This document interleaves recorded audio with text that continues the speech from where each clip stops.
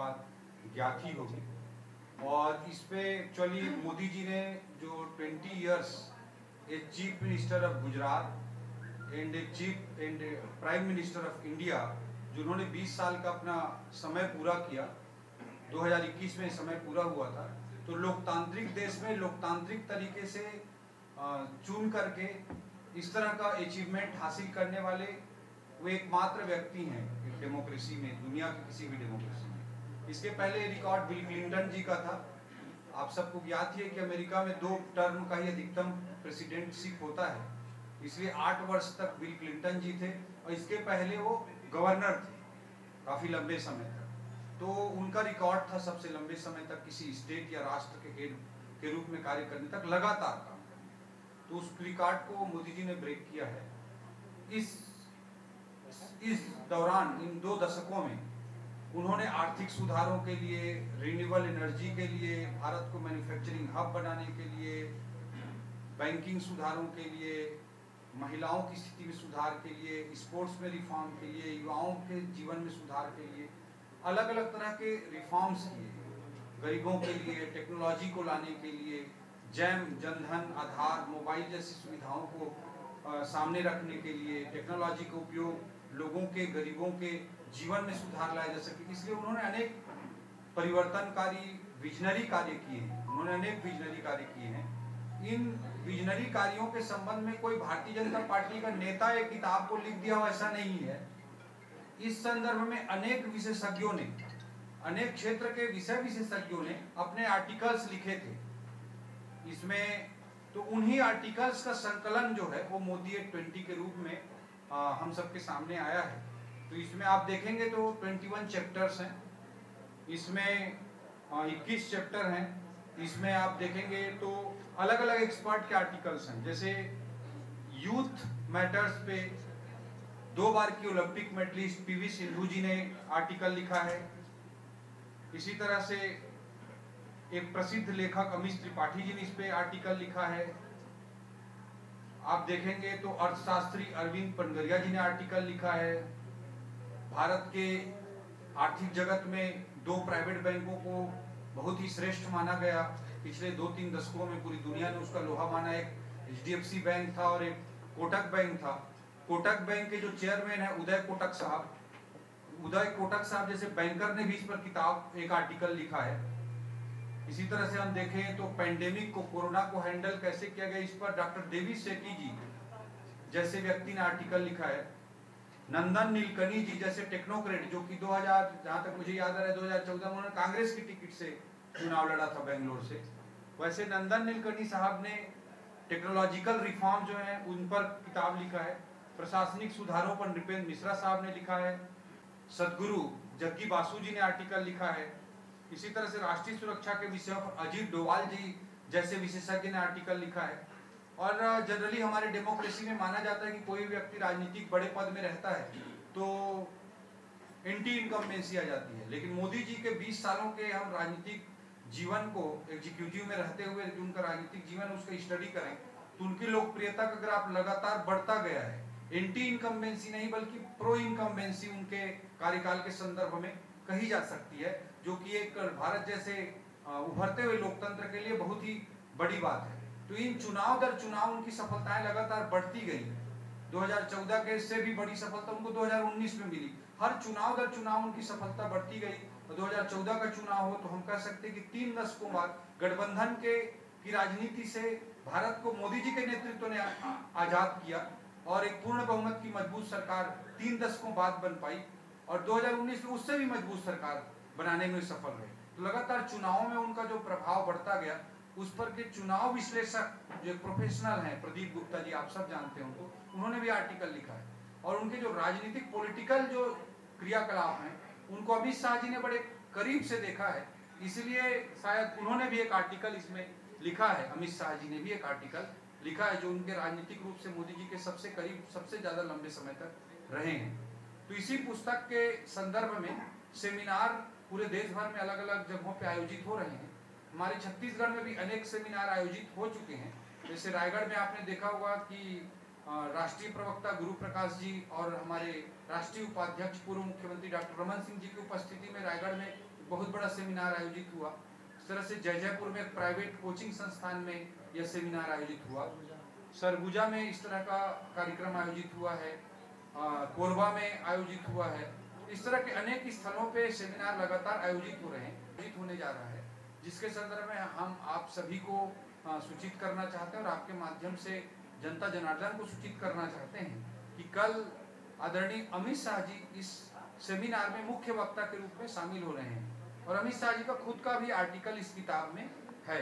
तो हमारे छत्तीसगढ़ के लिए बड़े हर्ष का विषय है कि अमित शाह जी इस कार्यक्रम में आ रहे हैं और इस सेमिनार में वो भाग लेंगे। ये तथ्य हम मूल रूप से आपके सामने मोदी एट 20 ड्रीम्स में डिलीवरी इस संदर्भ में हम बात रखना चाहते थे और उससे भी महत्वपूर्ण कल के हम सेमिनार के बारे में आपके माध्यम से हम सबको तक अपना मैसेज पहुंचाना चाहते थे, इसलिए आज की ये प्रेस कॉन्फ्रेंस रखी गई। जी सवाल भी किया है कि जब विशेषज्ञों के द्वारा इसमें आर्टिकल दिए गए हैं तो प्रचार प्रसार की आवश्यकता क्यों? देखिए भैया, एक्चुअली जब भी कोई बात होती है तो कई बातें होती हैं जो कई बातें हमको खुद को पता नहीं होती, या बहुत से बड़े बड़े इंटेलेक्चुअल्स को भी कई बातें कई बार नहीं पता होती हैं। तो किसी अच्छी चीज का प्रचार करना हम कहीं भी बुरा मैं नहीं मानता। कांग्रेस को अगर उनके पास कोई अच्छी बात होगी तो उसका भी उनको भी प्रचार करना चाहिए।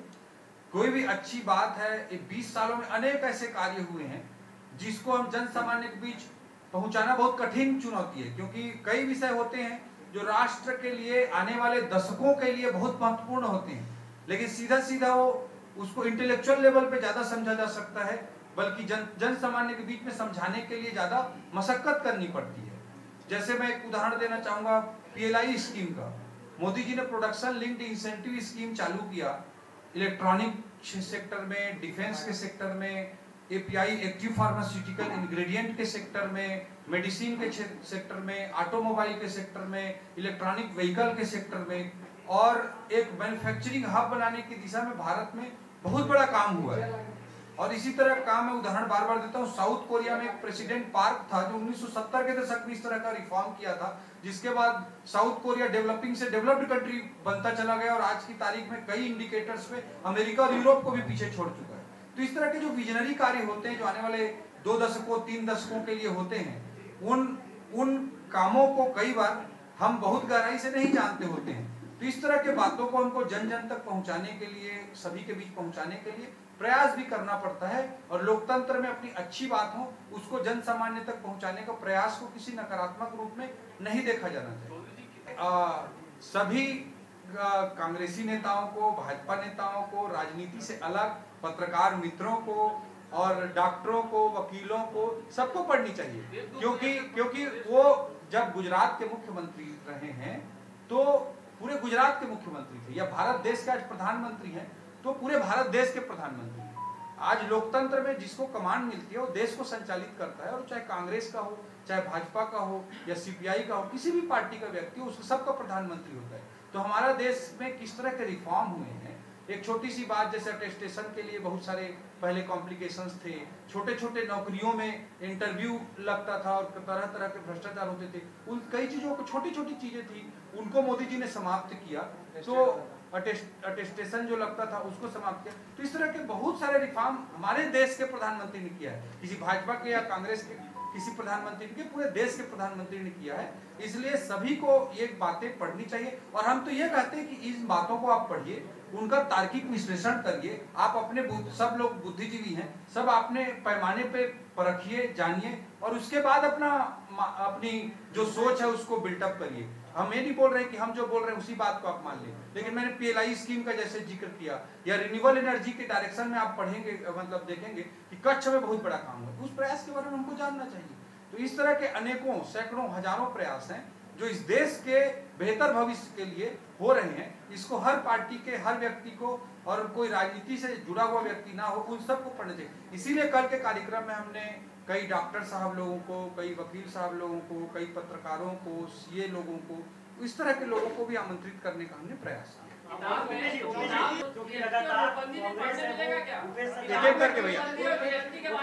एक एक करके भैया। सुमन जी का सवाल बेहद वाजिब है, क्योंकि लगातार गुजरात बॉर्डर पर भूपेश सरकार सवाल उठाते हैं। तो क्या गुजरात मॉडल का इसमें जिक्र किया होगा? किस तरह देखते हैं इसमें गुजरात मॉडल क्या है? मैंने तो पुस्तक पढ़ा नहीं है, इसलिए कौन कौन से नेता को पढ़ना चाहिए ताकि गुजरात मॉडल के बारे में पता चले उनको?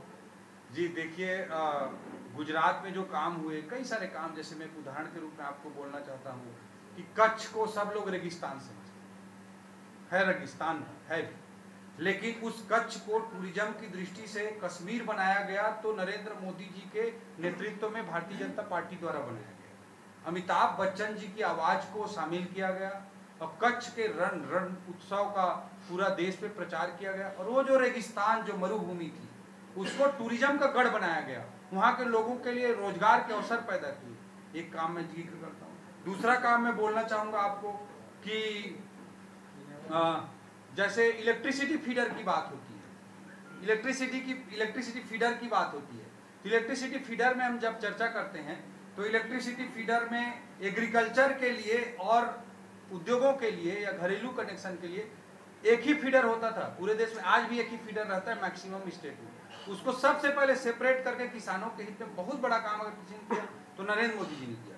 रिन्यूएबल एनर्जी की हम चर्चा कर रहे थे अभी, कच्छ के रेगिस्तान में मोदी जी एक रिन्यूएबल एनर्जी पार्क बना रहे हैं। उसका क्षेत्रफल अहमदाबाद शहर के क्षेत्रफल से 1.5 गुना अधिक है। उसमें 34,000 मेगावाट बिजली का प्रोडक्शन होगा। हम रायगढ़, जांजगीर, कोरबा सब मिला दें तो शायद 34,000 मेगावाट ना पहुंचे। एक सिंगल प्रोजेक्ट में 34,000 मेगावाट बिजली का प्रोडक्शन होगा सोलर एनर्जी और पवन एनर्जी से, और वो रेगिस्तान की मरुभूमि पर पैदा होगा, रेगिस्तान की मरुभूमि पर पैदा होगा जिसका कोई उस जमीन को उपयोग नहीं था। उस पे जो तार लग रहा है उससे धरती का 7 राउंड हो जाएगा।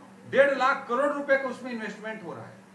और इसको आप वोट बैंक की पॉलिटिक्स से हटकर हम सबको देखना चाहिए। देश में जब तक पेट्रोल और डीजल जैसे परंपरागत ऊर्जा स्रोतों से हमारी निर्भरता जब तक नहीं घटेगी, तब तक हम एक विकसित राष्ट्र के रूप में अपने आप को चरितार्थ नहीं कर पाएंगे। तो रिन्यूएबल जो एनर्जी है उसको प्रमोट करने के लिए कच्छ के रेगिस्तान में इतना बड़ा काम मोदी जी कर रहे हैं।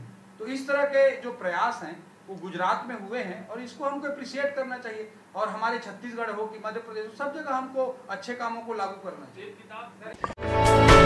For more news updates, do subscribe, like, share and comment. Clipper 28.